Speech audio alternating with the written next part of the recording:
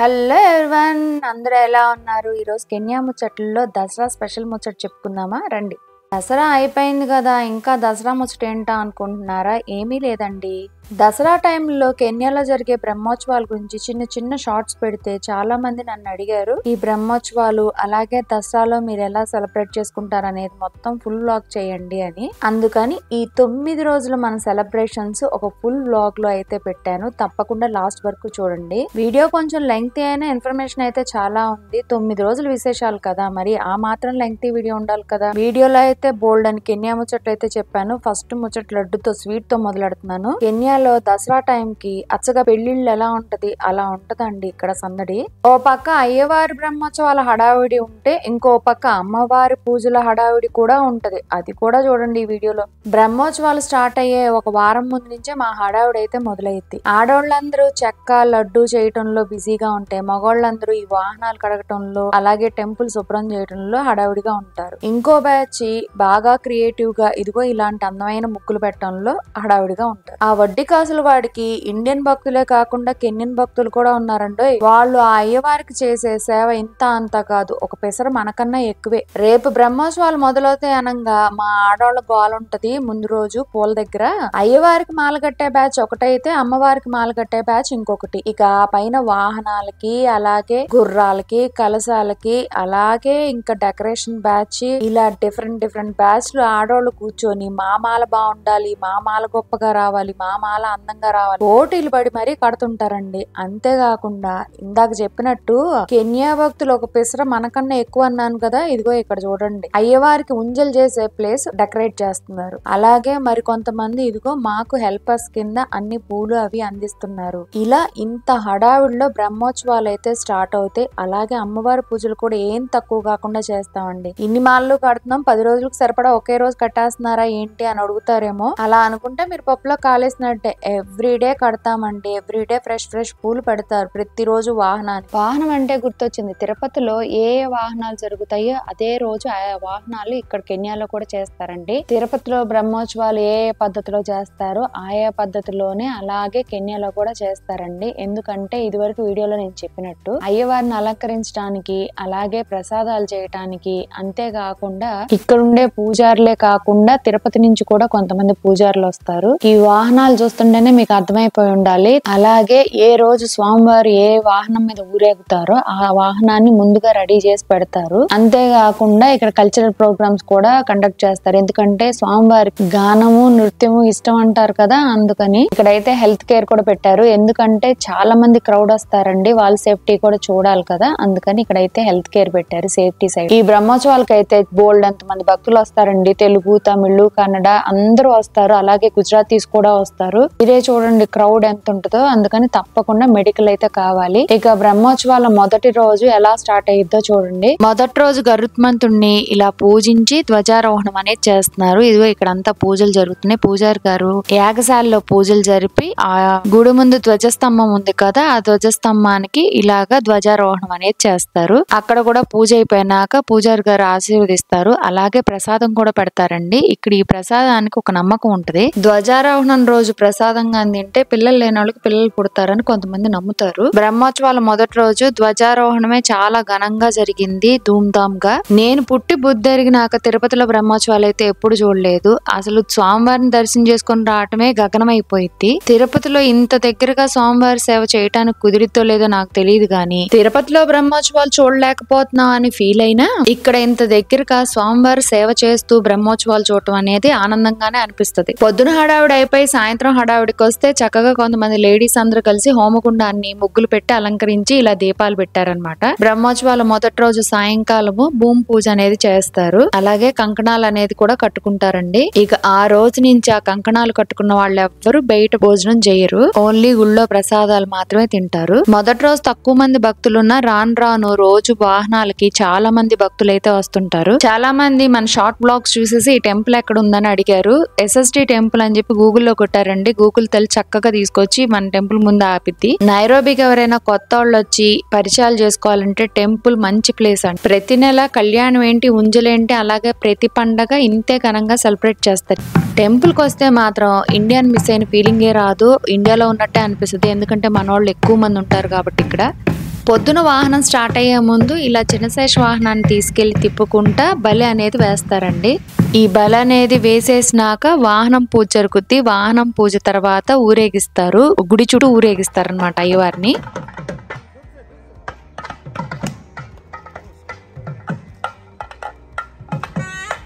ఇంకో విషయం చెప్పడం మర్చిపోయాను, ఇండియా నుంచి ఇలా మేళగాళ్ళు కూడా వస్తారండి అయ్యవారి ముందు మేళం వాయించడానికి. కెన్యాలో ఉండరా అని అడగొద్దు, కెన్యాలో డప్పులు కొట్టే వాళ్ళు ఉంటారు కానీ ఇలాగ సన్నాయి మేళం వాయించే వాళ్ళు అయితే ఉంటారు, అందుకే ఇండియా నుంచే పిలిపిస్తారు వాళ్ళని.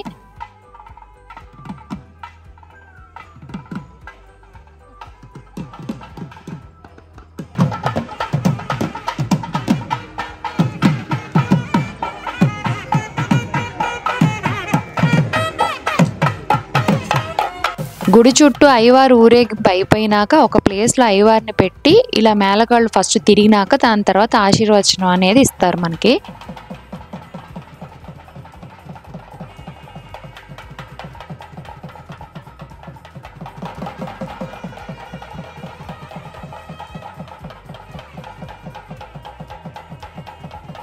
ఆశీర్వచనం అయిపోయినాక మళ్ళీ హోమం చేస్తారు.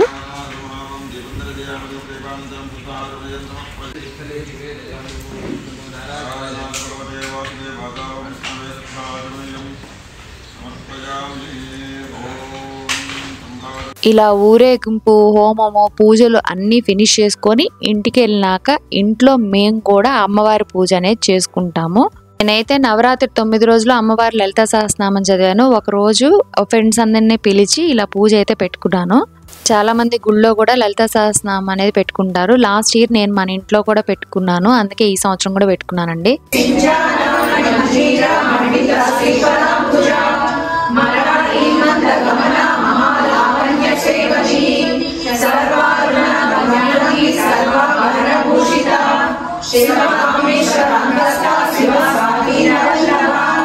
ఈరోజు మన ఇంట్లో జరిగిన పూజలో అమ్మవారికి అర్చన చేశాను పసుపు గమ్ములతో. ఆ పసుపు గమ్ముల్ని ఇలా మా ఫ్రెండ్స్ అందరూ కలిసి అమ్మవారికి మాల కడుతున్నారనమాట. దాని తర్వాత అందరూ కలిసి ప్రసాదాలు తిని ఎవరింటికి వాళ్ళు వెళ్ళాము. ఇక సాయంత్రం పూజకు రెడీ అవుతున్నాం గుడికి వెళ్ళడానికి.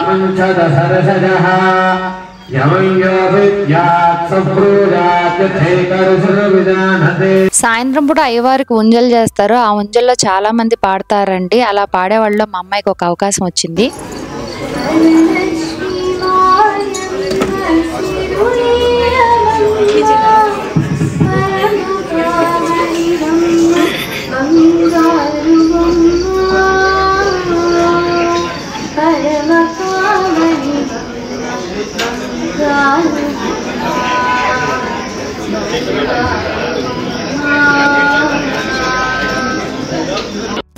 ఉంజలు అయిపోయినాక కల్చరల్ ప్రోగ్రామ్స్ చేస్తారండి. ఎందుకంటే ఉంజల దగ్గర నుంచి స్వామివారిని వాహనం మీద అలంకరించాలి కదా, ఆ గ్యాప్ లో ఈ కల్చరల్ ప్రోగ్రామ్స్ అనేది జరుగుతాయి. ఇదైతే బ్యాక్ స్టేజ్. ఇక ప్రోగ్రామ్ లోకి వెళ్ళిపోదాం రండి.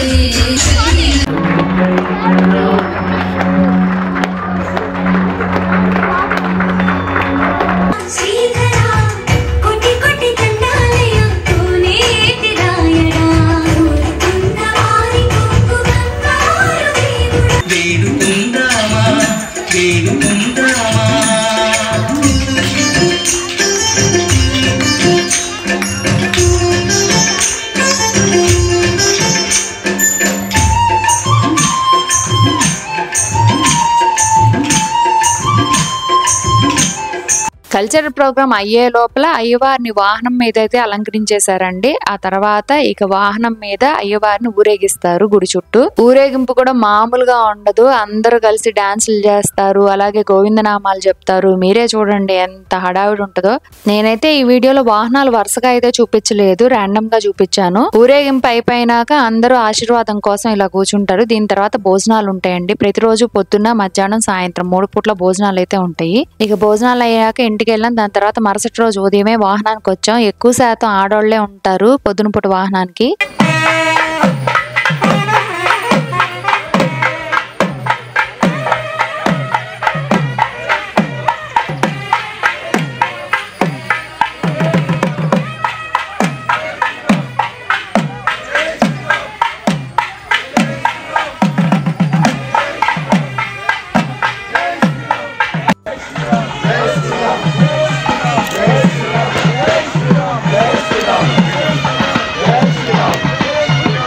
ఇక్కడ మీకు ఒక విషయం చెప్పాలి, వాహనాన్ని బండి మీద కాకుండా ఇలా మోసుకొని తీసుకొచ్చినప్పుడు అందరూ వాహనం కింద నుంచి ఇలా దూరం వెళ్తాము, దాని తర్వాత ఆశీర్వాదం తీసుకుంటాం.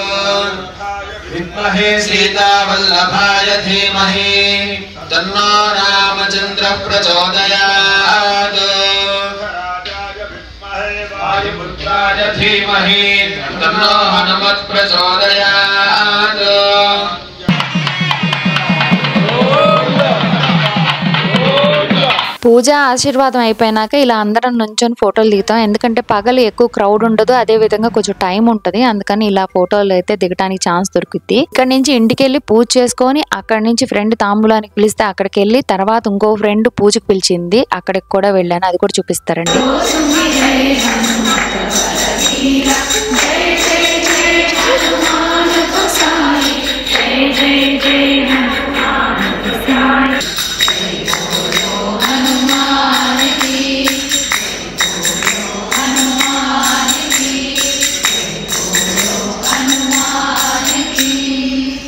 కెన్యాలో చాలా హిందువుల గుళ్ళు ఉన్నాయి, రామ్ మందిరు, అలాగే అయ్యప్ప టెంపుల్, మురుగన్ టెంపుల్, ఇక్కడేమో SSD టెంపుల్లోనే ఇంకొక శివుడు టెంపుల్ ఉంది. అక్కడ కొంతమంది ఫ్రెండ్స్ లలితా సహస్రనామం, హనుమాన్ చాలీసా పెట్టుకున్నారు, దాని తర్వాత భోజనాలు పెట్టారు, అక్కడ నేను వాళ్ళకి హెల్ప్ చేస్తున్నాను అంతే. ఇంటికి వచ్చి కొద్దిగా రిలాక్స్ అవుదాం అనుకునే లోపల మా అమ్మాయి వాళ్ళ ప్రోగ్రామ్ ఉంది, అందుకని మా అమ్మాయి వాళ్ళని రెడీ చేశాను. ఇదిగో ఇక్కడ ప్రోగ్రామ్కి రెడీ అయిపోయారు పిల్లలైతే. ఇక్కడ చూడండి మా పిల్లలు డాన్స్ చేశారు, కొంచెమే చూపించాను.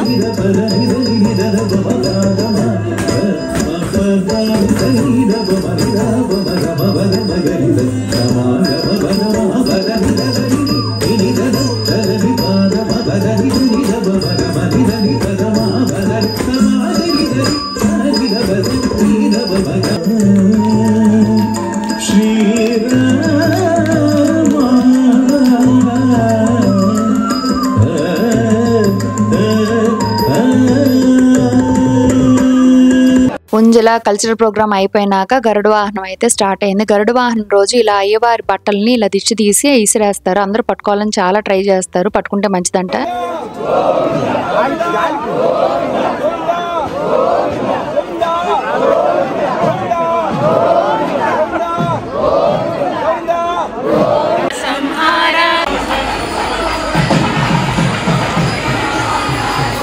గరుడ వాహనం రోజు క్రౌడే కాదు, ఎంటర్టైన్మెంట్ కూడా చాలా ఎక్కువ ఉంటుంది, అందరూ కలిసి కోలాటం చేస్తారు. మన వాళ్ళు కోలాటం చేయడం కామనే, కానీ కెన్యన్స్ చేస్తారు చూడండి ఎంత సూపర్ గా చేస్తారో.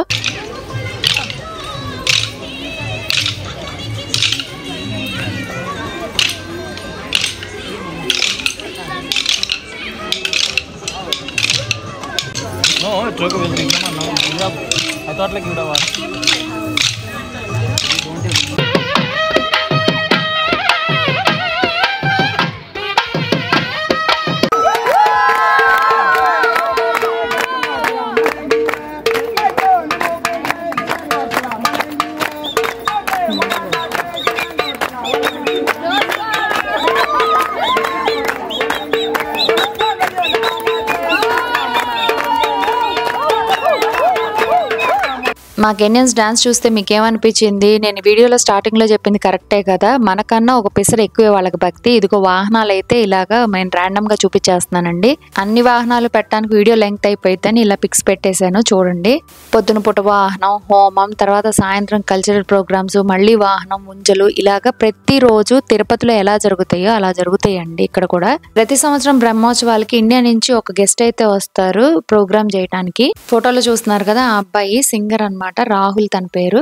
శేషవాహనంలో అయ్యవారు చూడండి ఎంత అందంగా అలంకరించారు. సరస్వతి దేవి వాహనం రోజు మాత్రం మా పిల్లలందరికీ పుస్తకాలు వస్తాయి, అందుకని గబగబా వెళ్ళిపోయి ముందు గబగబా కూర్చేసుకుంటారు. పూజారి గారు కూడా వాళ్ళని ఆశీర్వదించి చక్కగా కొత్త పుస్తకాలు ఇస్తారు. అలాగే మన సబ్జెక్ట్ పుస్తకాలు కూడా దేవుడి ముందు పెట్టి ఓ దండం అయితే పెడతారు మా వాళ్ళు. ఇలా పొద్దున సాయంత్రం వాహనాలతో మధ్య మధ్యలో అమ్మవారి పూజలతో మేమైతే సరదాగా ఎంత హడావిడిగా ఉంటుందో ఆ దసరా 10 రోజులు. నేను చేసిన హడావిడి సందడి మీకు 1% చూపించాను, మొత్తం చూపించాలంటే వీడియో చాలా లెంగ్తీ అయిపోయింది.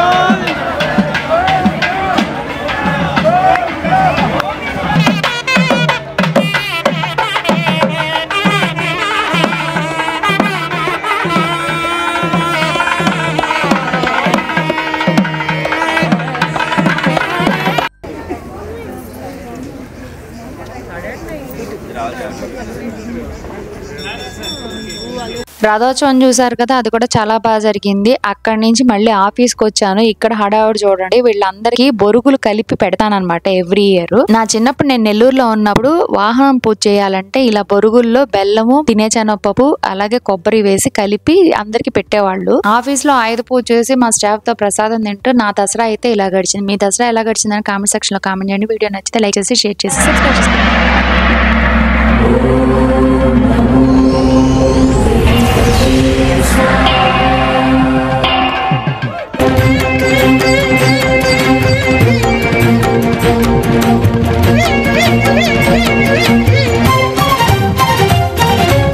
వాహనాలన్నీ అయిపోయినాక చివరి రోజు అయ్యవారికి చక్రస్నానం చేపిస్తారు. చక్రస్నానం తర్వాత శాంతి కళ్యాణంతో బ్రహ్మోత్సవాలు అనేవి ముగుస్తాయి. అంతేకాదండి, శాంతి కళ్యాణం అయిపోయిన తర్వాత రోజు ద్వాదశారాధనని చేస్తారు. దాంతో బ్రహ్మోత్సవాలు అనేవి ముగుస్తాయి. ఇలా మా దసరా బ్రహ్మోత్సవాలతో నవరాత్రులతో చాలా హడావిడిగా ఆనందంగా జరుపుకున్నాం. మీ దసరా ఎలా జరిగింది అనేది కామెంట్ సెక్షన్ లో కామెంట్ చేయండి. వీడియో నచ్చితే లైక్ చేయండి, మీ ఫ్రెండ్స్ కూడా షేర్ చేయండి, వాళ్ళకు ఉపయోగపడుతుందని మీకు అనిపిస్తే. ఇప్పటి వరకు మన ఛానల్ ని సబ్స్క్రైబ్ చేసుకున్న వాళ్ళైతే సబ్స్క్రైబ్ చేసేసుకోండి. ఇంకా మరెన్నో కెన్యా ముచ్చట్లతో మీ ముందుకు వచ్చేస్తాను. నా కెన్యా ముచ్చట్లు వింటూ చివరి వరకు వీడియో చూసిన వాళ్ళందరికీ చాలా థ్యాంక్స్. ఇంకా మరెన్నో కెన్యా ముచ్చట్లతో మళ్ళీ కలుద్దాం. బాయ్.